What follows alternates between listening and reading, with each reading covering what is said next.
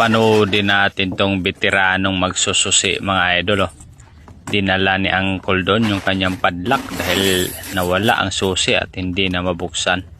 Ayun, no? Alam na ni Uncle agad kung anong gagawin mga idol. Kumuha ng isang pirasong susi at sinukat doon sa butas. At ngayon, ito ang napakagandang gagawin niya mga idol. Napakagaling nila, no? Nakakapa nila kung saan sila magbabawas. Oh, kita mo yan.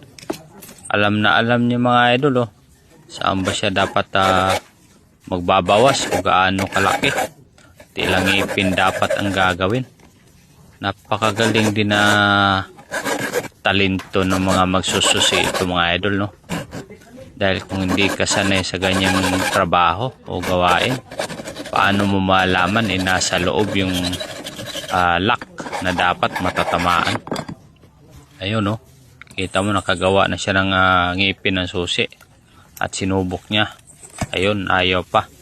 May kulang pa daw. Alam niya kung sakto na ba o may kulang pa. Gagaling, no? Nakakapa niya eh. Ayun, no? Doon banda kailangan tulisin.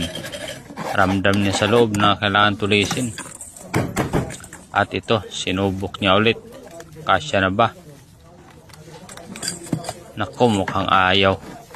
Kinalawang na yata ang loob. Kailangan pa ng konting bawas. Ayun, oh, konting kinis ng ngipin. Saka konting bawas. Ang galing. Nakakabilib. Oo.